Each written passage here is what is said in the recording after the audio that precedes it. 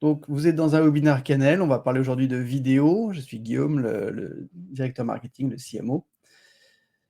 Et le sujet aujourd'hui va être de couvrir le baromètre 2022 de l'Employee Generated Video. Donc, pour nous, l'Employee Generated Video, évidemment, c'est de la vidéo générée par les collaborateurs de l'entreprise. Et on va voir sur quelle modalité. Est-ce que j'ai un petit agenda à vous passer? Oui, donc on commencera par tendance, exemple. Donc pour aujourd'hui, on a 5 ou 6 tendances que je vais vous montrer. On va parler aussi de challenge. Et pour chaque challenge, quelle solution pour produire des vidéos de qualité. Et évidemment, je vous parlerai un petit peu de Canel.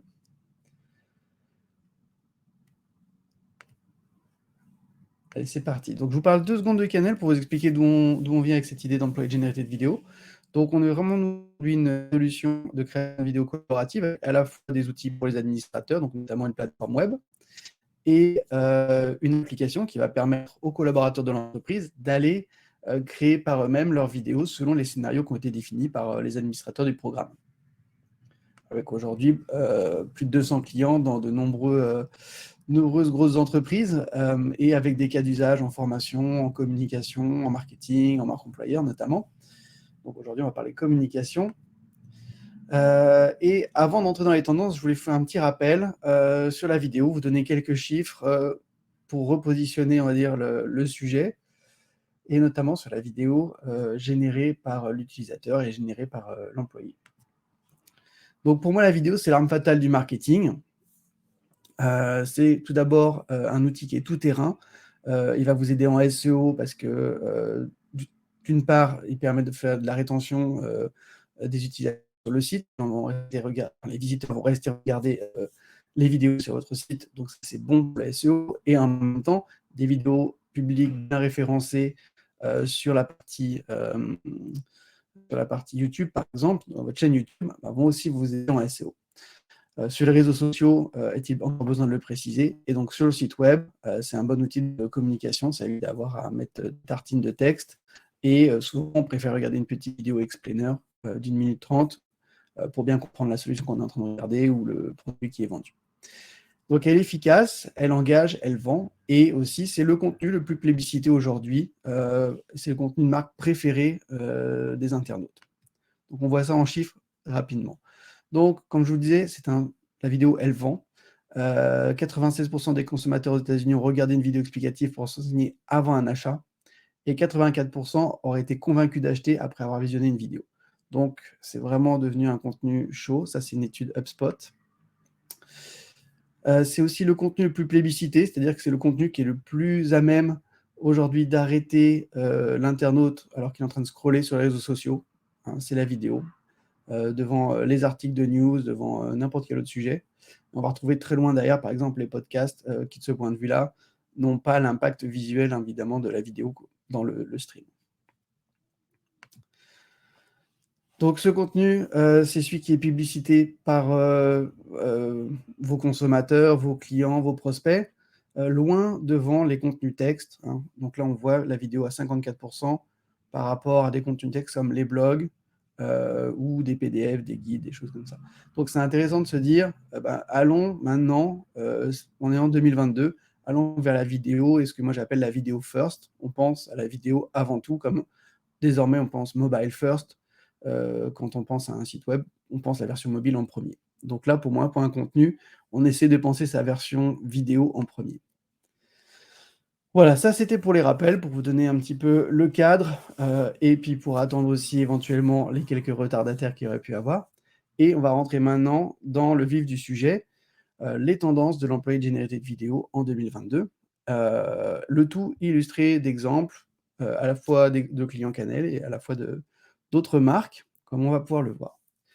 Donc, ma première tendance, en fait, déjà, c'est de se dire l'entreprise se décontracte par rapport au format au format plus léger, au format peut-être un peu moins quali que vont être capables de développer des employés en interne avec les moyens dont ils disposent. De ce point de vue-là, nous, on a des clients qui s'appliquent ça depuis longtemps. Il y en a notamment Atos qui a adopté Canel depuis plus de 2 ans et qui nous disait déjà en juin 2020, à la sortie du premier confinement, Il y a une évolution avec une émergence de vidéos plus naturelles et relax. Ce sera la tendance des mois à venir. La vidéo très formatée va disparaître. Alors, la vidéo très formatée va certainement aussi rester, mais en termes de volume, ce qui va apparaître, c'est de nouveaux formats. Et on s'est habitué à des gens qui se filment, comme moi je suis en train de me filmer maintenant. On s'est habitué à ce type de format un peu plus léger. Je ne suis pas dans un bureau, je suis clairement à la maison. Et on s'habitue à ça. Et Atos l'avait déjà remarqué à la sortie du premier confinement, et c'est une tendance qui s'est confirmée sur ces 18 derniers mois. Nous, un des exemples qu'on a de ce point de vue-là, bah, c'est les dirigeants de Bouygues Télécom Entreprise On Cloud, donc c'est une filiale de Bouygues Télécom Entreprise, où certains dirigeants vont faire des vidéos et ils font ça avec Canel. Je vais vous en passer un petit extrait, c'est sur LinkedIn, donc je vais être obligé de partager mon écran. Vous n'aurez pas forcément un son de grande qualité, mais vous verrez vite fait, on regarde ça. Un petit extrait de 30 secondes, grand max.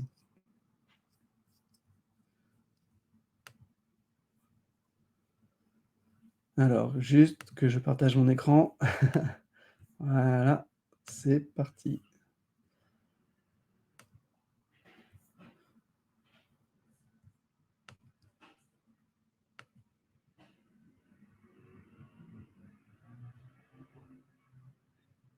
Je pense que pour le son, ça pose un peu problème. Ouais.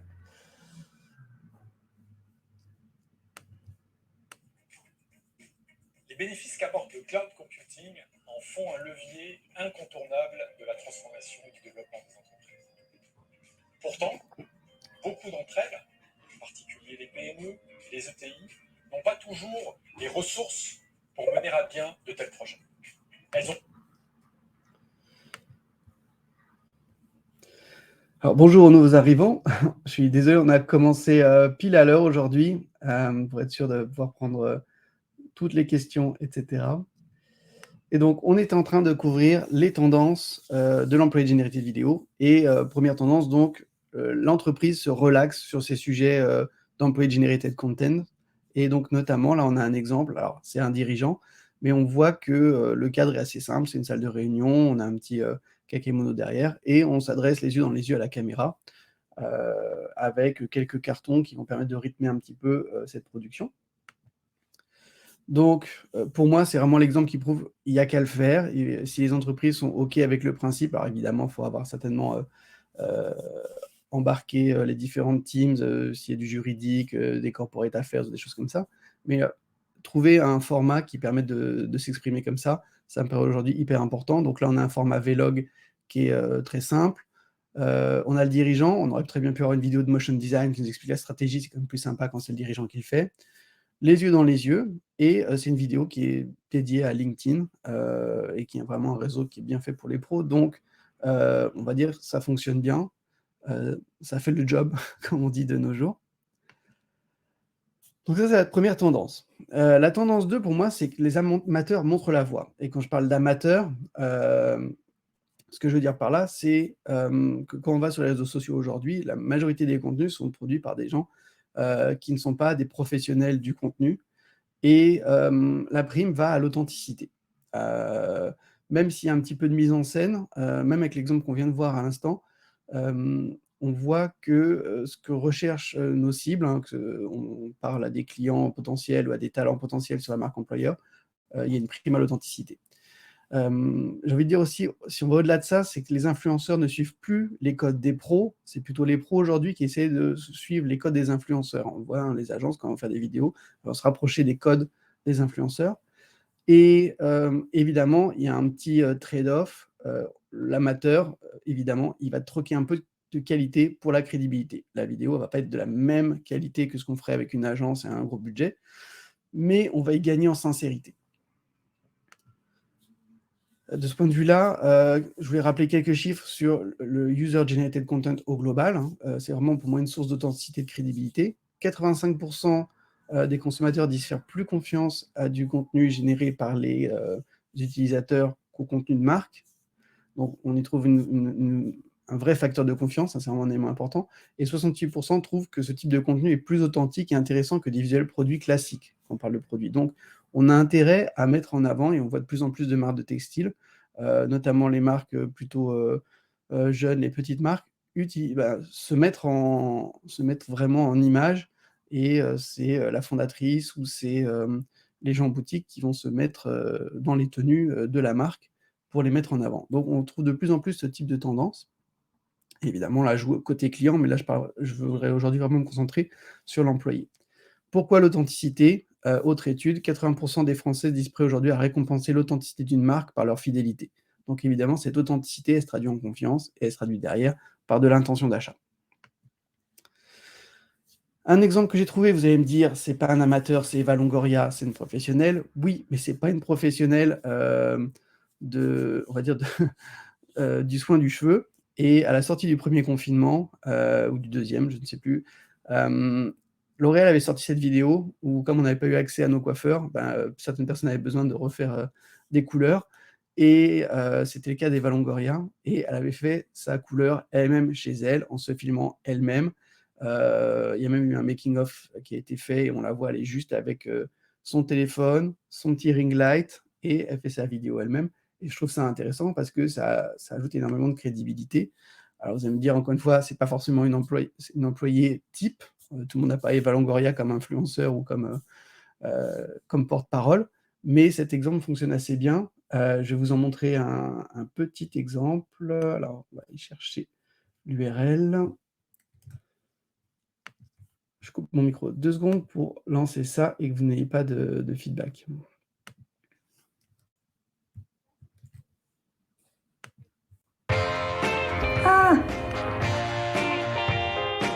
Hi guys.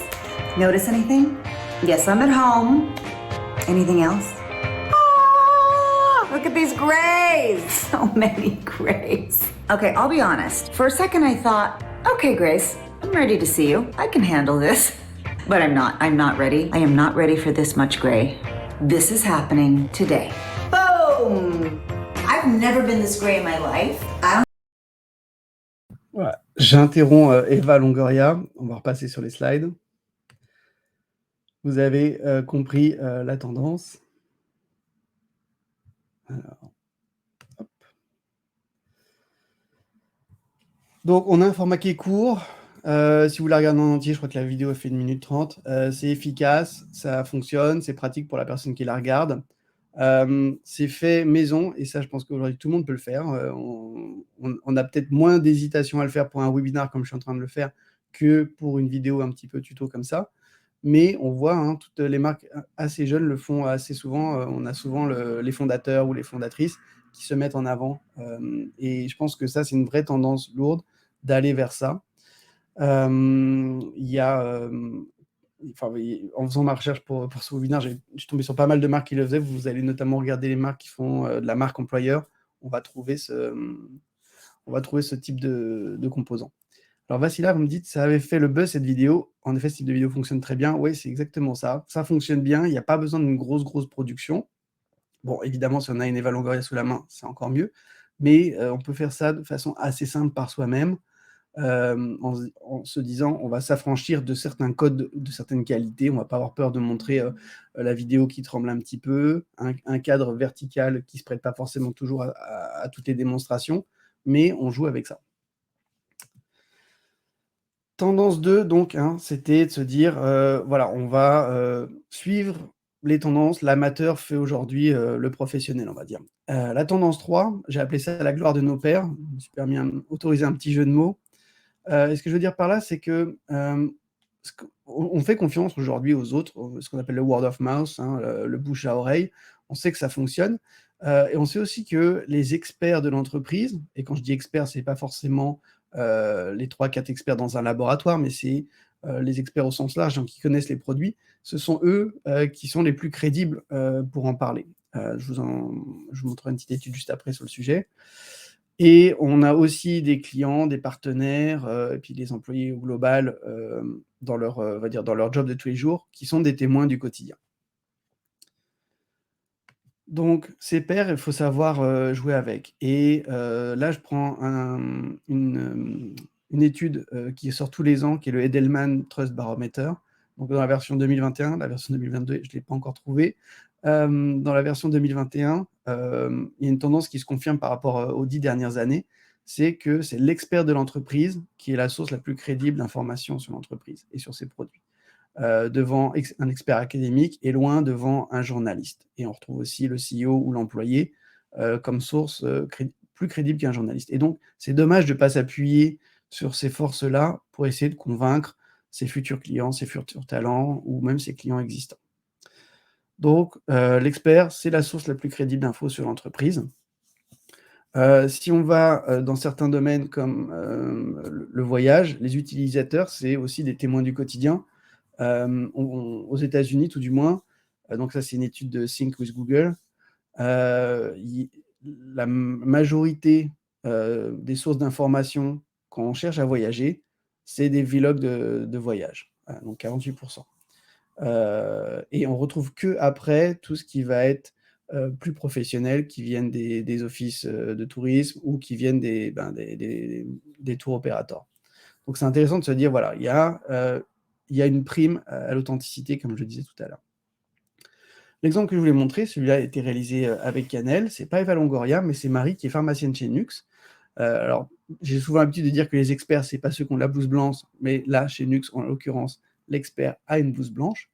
Et l'experte, elle nous forme sur Instagram à l'utilisation d'un nouveau produit. Donc, elle nous parle d'un nouveau produit. Je vous en passe un petit exemple. Comme c'est sur Instagram, je suis malheureusement obligé de partager mon écran. Le son risque de ne pas être fameux.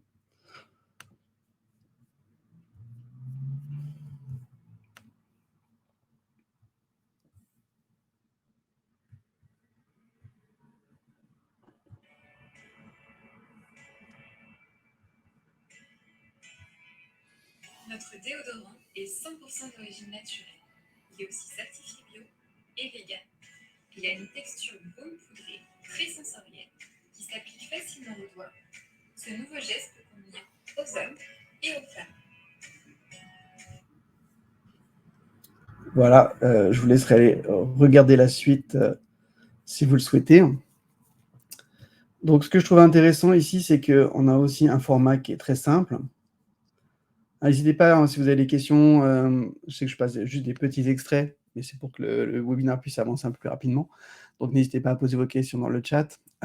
Donc, ce que je trouve intéressant, c'est que là, Nux donne la parole à une experte. On n'a pas une influenceuse, c'est une experte de la marque qui parle, qui va faire autorité.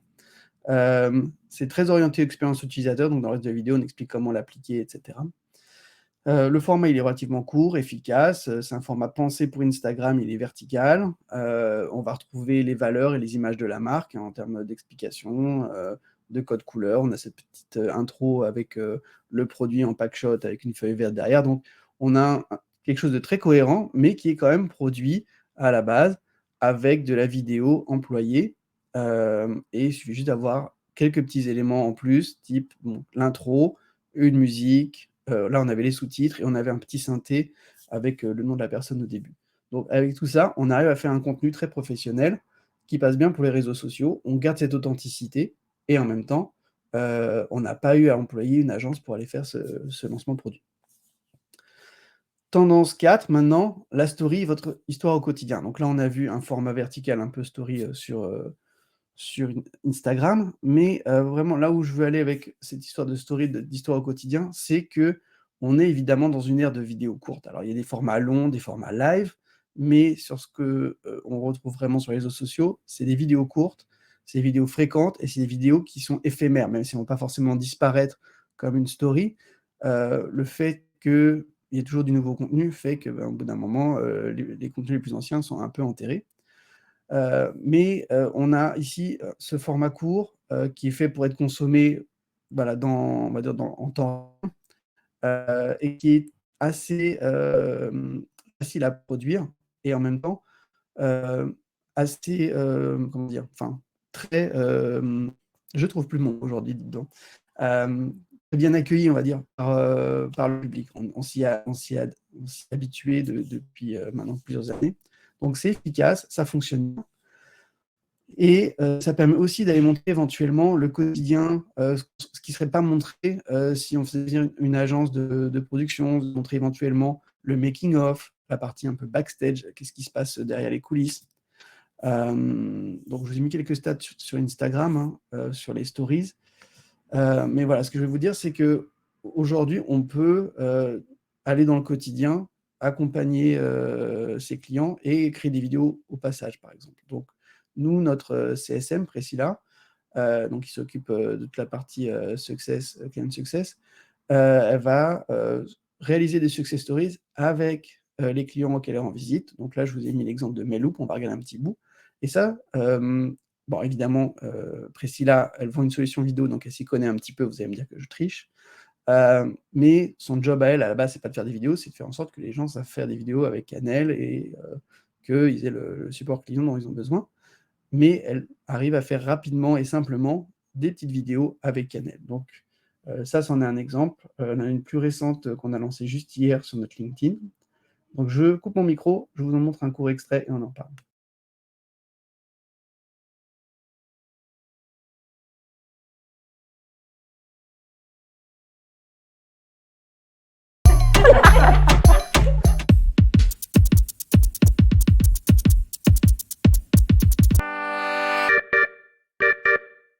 Bonjour, je suis Ophélie Bazar et je vous présente Spammy.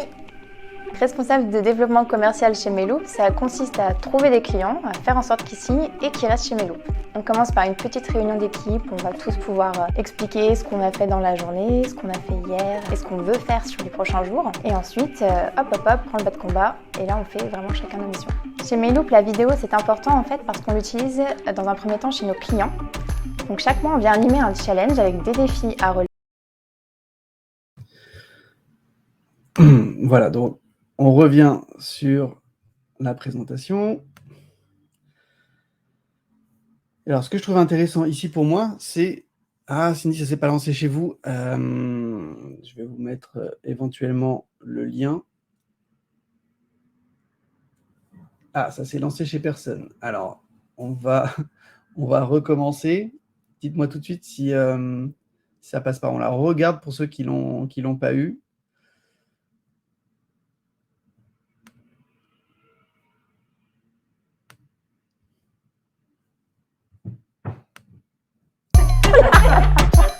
C'est parti.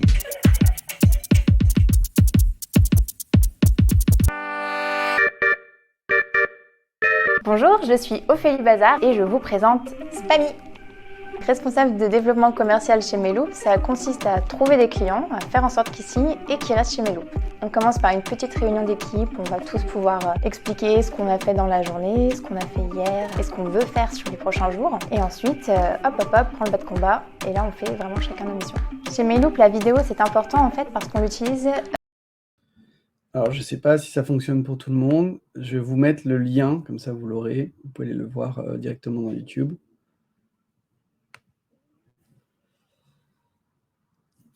Peut-être une histoire de navigateur. Hop.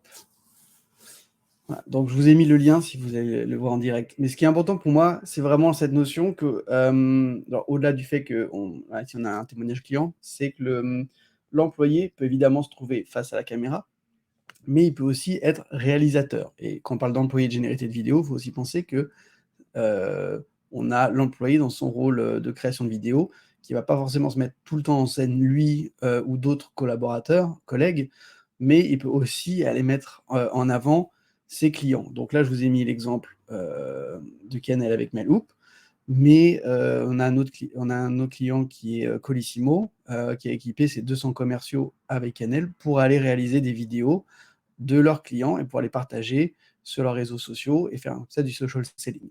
Donc, c'est important de penser aussi au rôle de réalisateur de l'employé. Donc là, en termes de vidéo, donc on a un petit hook au départ, on a une ambiance qui est assez fun, et donc ça, c'est un format qu'on a défini, nous, en interne. Alors, c'est plus le même qu'on utilise forcément aujourd'hui, mais c'est celui qu'on a utilisé sur les 2 dernières années.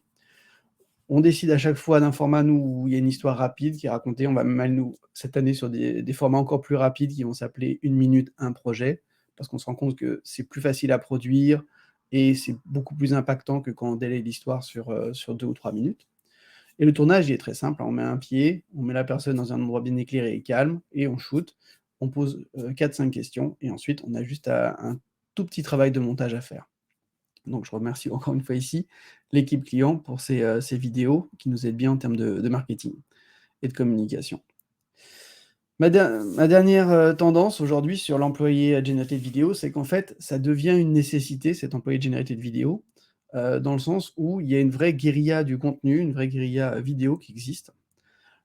Et de ce point de vue-là, je trouve qu'il y a eu une accélération de cette tendance avec ce qu'on a connu ces 2 dernières années en termes de confinement, et tout le monde s'est mis à faire de la vidéo. TikTok a pris un essor incroyable et on est passé, pour la communication, moi je le sens, de vidéos assez corporate on va dire après 2020, donc en 2018-2019, on était encore dans peu de vidéos avec certains codes très corporate à, aujourd'hui, on a besoin de beaucoup de vidéos pour communiquer et en même temps, on s'est habitué à un style très informel.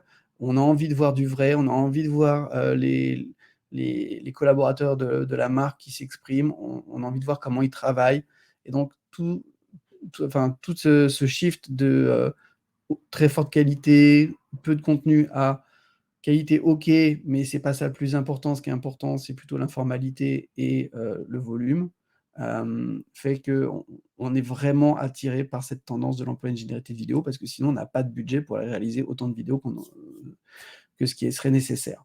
Donc cette guérilla de vidéos, bah oui, besoin de plus de contenu et comme on l'a dit, hein, souvent des contenus éphémères, besoin de contenu terrain, on veut montrer le backstage, on veut montrer le off, on veut montrer l'usine, on veut montrer l'entrepôt. Je vous en montre une tendance juste après, enfin un exemple juste après de cette tendance. Et on a en fait besoin d'équipes, ce qu'on appelle des fois non communicantes, j'aime pas trop ce terme, mais de se dire des gens dont le travail à la base n'est pas de faire de la communication, encore moins de la communication externe, mais qui vont être vos meilleurs alliés pour créer des contenus derrière. Donc là, je vous ai pris un exemple que moi j'adore, c'est La Poste, qui fait vraiment jouer ses réseaux pour créer aujourd'hui des vidéos de com. Là, je vous ai mis quelques exemples. Il y a un entrepôt de Colissimo, je crois que c'est l'exemple que je vous ai sélectionné après.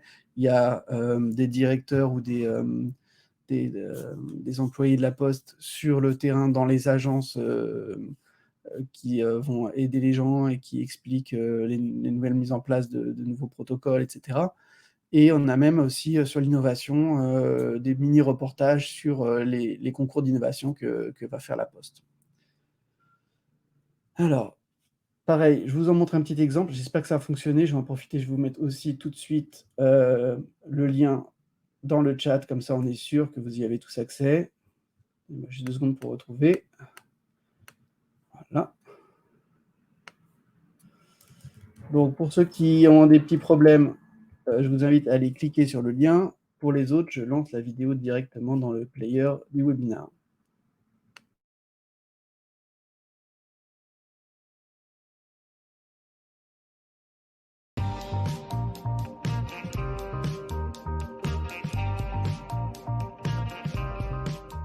Bonjour, Christian Dassonville, directeur de la plateforme Colissimo d'Erstein. Alors, Erstein, c'est en Alsace, dans l'est de la France.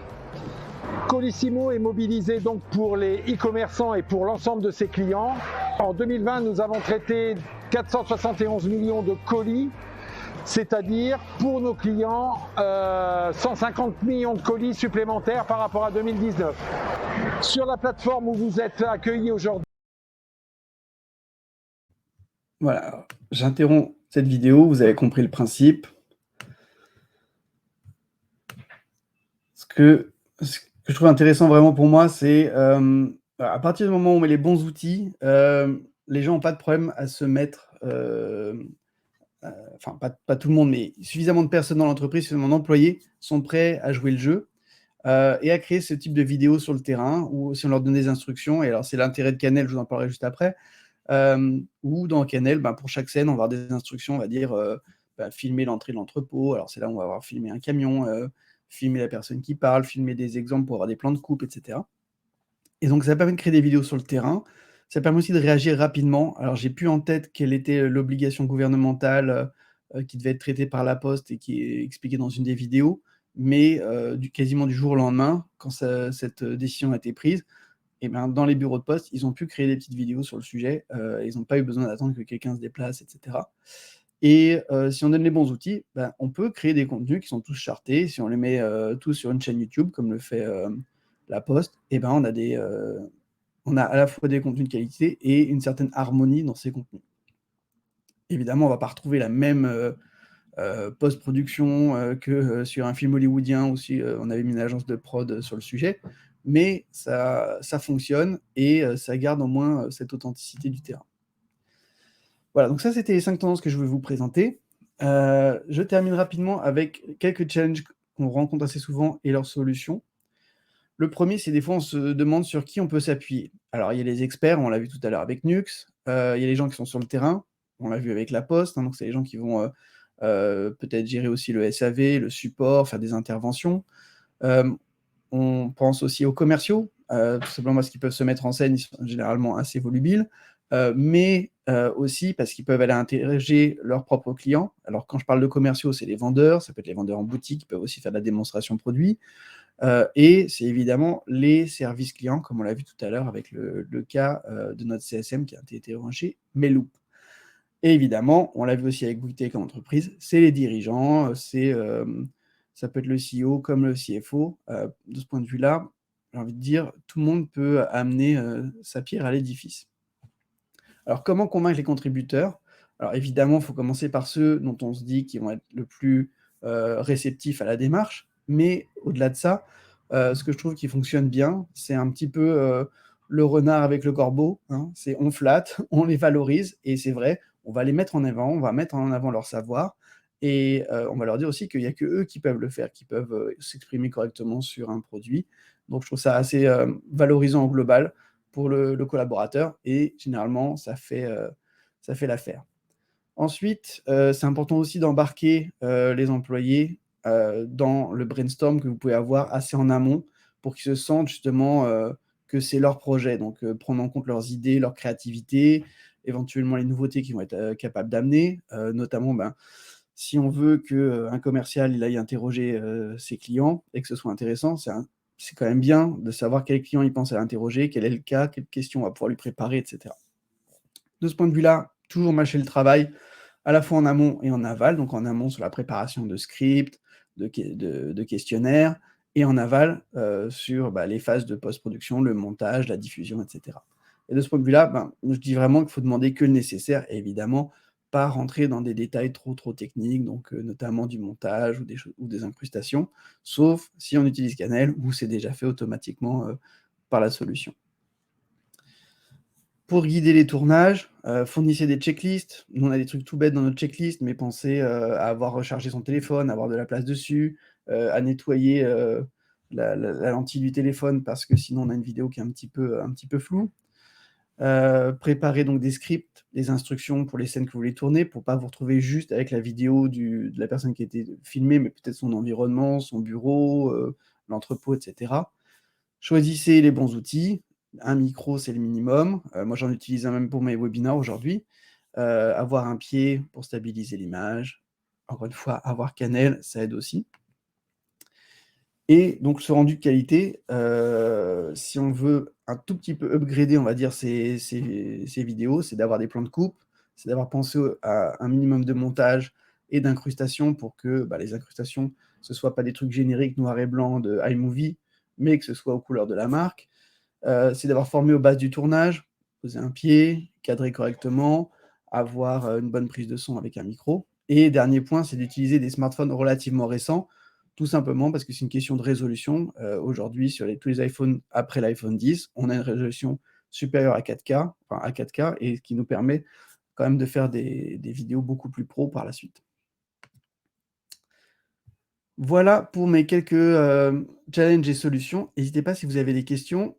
Je voulais juste vous parler un tout petit peu évidemment de Canel. Et Canel, c'est une solution qu'on a pensée pour pouvoir vraiment internaliser la production de vidéos et la mettre entre toutes les mains.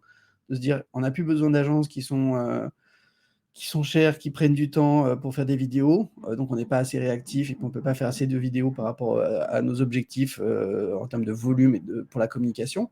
On a aussi pensé au fait que des fois, il y a des studios internes, mais ils n'ont pas forcément la bande passante pour gérer tous les projets.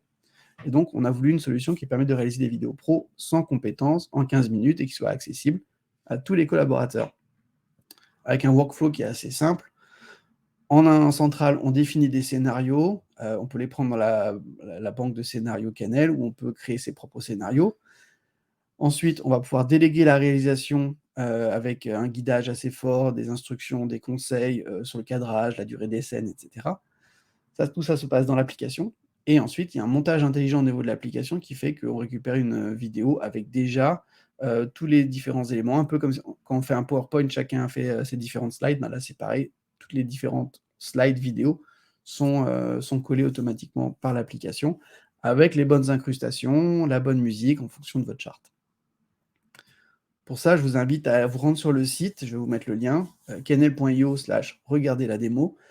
Vous aurez une démo complète de l'application. Vous verrez, c'est assez simple de créer des petits vlogs ou des vidéos comme on les a vues aujourd'hui avec l'application Kennel à partir de scénarios soit préconçus par Kennel, soit définis par les administrateurs de votre programme vidéo ou de votre programme de contenu. Alors, je prends vos questions. Je vous invite aussi à télécharger nos guides. On en a plusieurs sur le sujet, notamment Employee Advocacy 2.0, on passe à la vidéo, qu'on a sorti je pense l'été dernier, donc, et qui est encore assez à jour sur le sujet. Si vous avez besoin d'une petite dose d'inspiration. Et sinon, évidemment, comme ça fait déjà 35 minutes que je vous parle, je prends vos questions. Je regarde si je n'en ai pas loupé dans le chat. Je suis désolé pour les petits problèmes techniques pour les lancements de vidéos.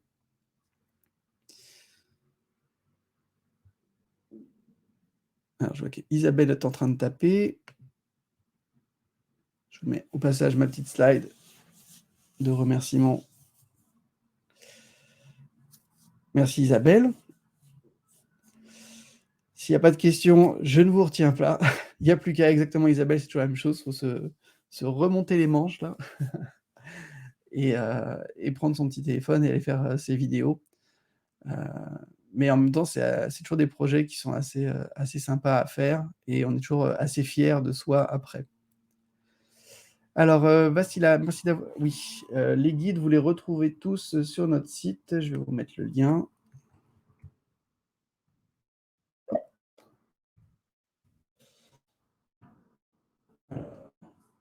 Les guides, c'est par ici. Et pour voir la démo de l'app, c'est par là. Voilà. Vous recevrez demain matin un email de ma part avec les slides du webinar et les liens justement vers la démo et éventuellement, si vous le souhaitez, vers un bouton pour prendre rendez-vous avec nos Client Heroes, donc, qui seront ravis de vous faire une démonstration aussi de la plateforme web, et notamment de la création de scénarios. Merci à tous. Je reste encore 2 minutes si vous avez des questions, et sinon je vous souhaite à tous une excellente journée.